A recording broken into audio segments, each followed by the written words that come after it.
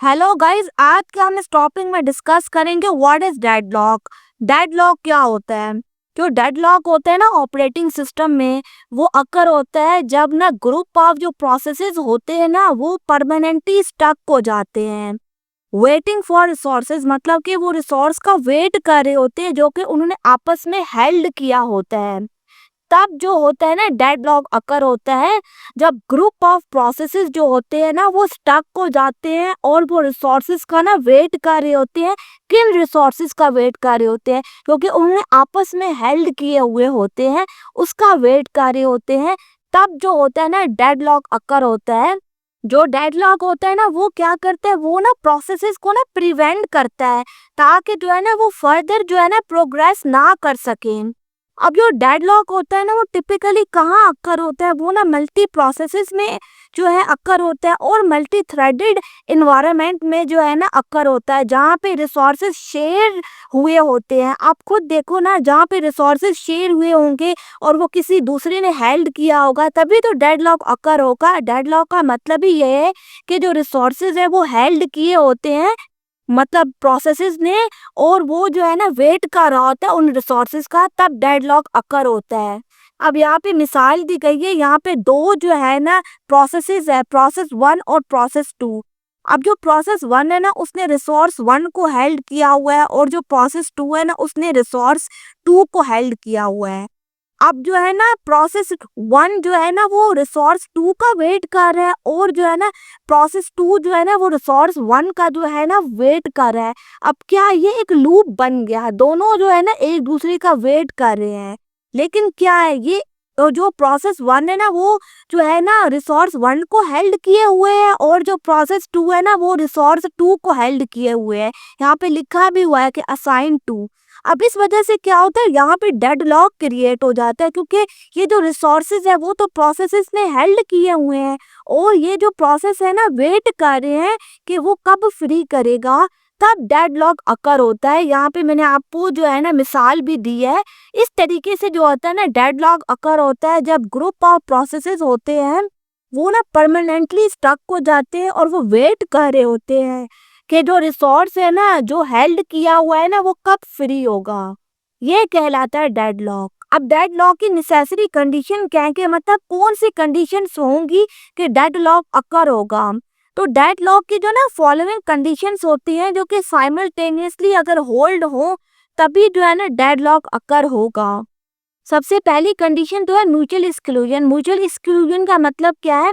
Mutual exclusion ये होती है कि कम से कम एक रिसोर्स जो है ना वो हेल्ड हुआ हो इन अ नॉन शेयरेबल मोड। मतलब कि नॉन शेयरेबल मोड में कम से कम एक रिसोर्स ऐसा होना चाहिए जो कि होल्ड हुआ हो, मतलब कि वो किसी और के साथ शेयर ना होता हो, तभी जो है ना डेडलॉक अकर होता है। मतलब ये तो पहली कंडीशन है ना, और भी कंडीशंस होनी चाहिए, मैं फर्दर डिस्कस करती हूँ आपके साथ। अब जो उसका सेकंड पॉइंट है वो है होल्ड एंड वेट।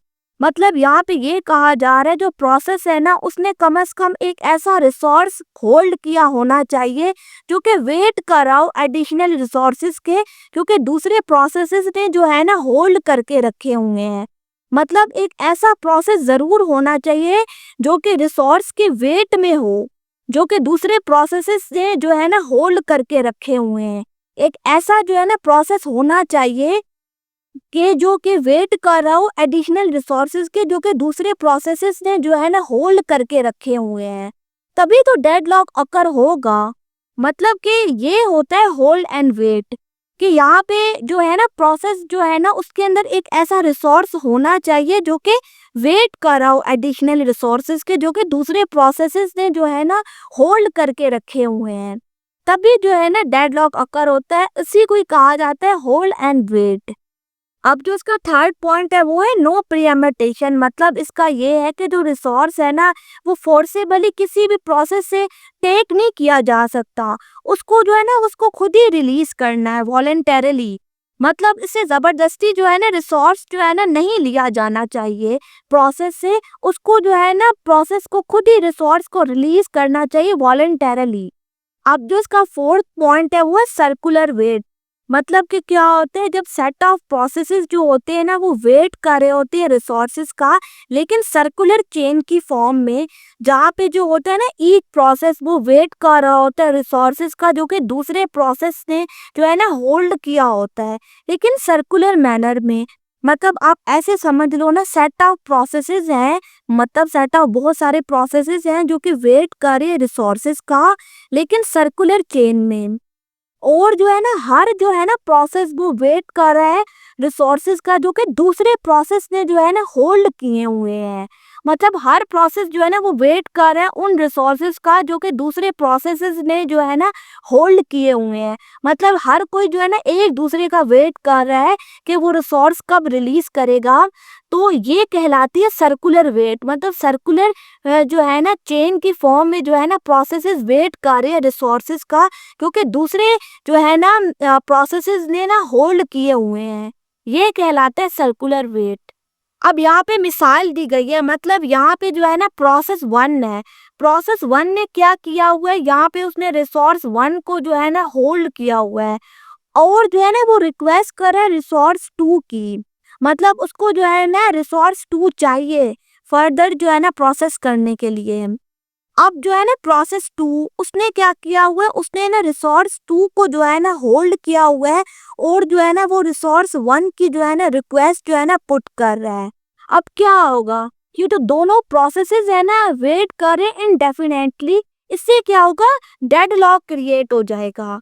मतलब ये दोनों प्रोसेसेस हैं और एक दूसरे का आपस में वेट कर रहे हैं कि वो कब रिसोर्स रिलीज करेगा, तो इससे क्या होता है, डेडलॉक क्रिएट हो जाता है दोनों सिनेरियो में, क्योंकि प्रोसेस वन को जो है ना रिसोर्स टू चाहिए और प्रोसेस टू को जो है ना रिसोर्स वन चाहिए। तो इससे क्या होता है, इससे डेडलॉक क्रिएट हो जाता है। अब कौन कौन सी स्ट्रैटेजीज है डेडलॉक को प्रिवेंट करने की, तो सबसे पहली स्ट्रैटेजी है डेडलॉक प्रिवेंशन। उसमें कहा जा रहा है कि सिस्टम को इस तरीके से मॉडिफाई किया जाए ताकि जो है ना कम से कम जो है ना नेसेसरी कंडीशन जो है ना अक्कर ही ना हो। मतलब कि डेडलॉक के लिए ये ज़रूरी है ना कि नेसेसरी कंडीशन अक्कर हो, तभी जो है ना डेडलॉक होगा। अगर वो कंडीशंस अक्कर नहीं होंगी तो डेडलॉक पॉसिबल ही नहीं है।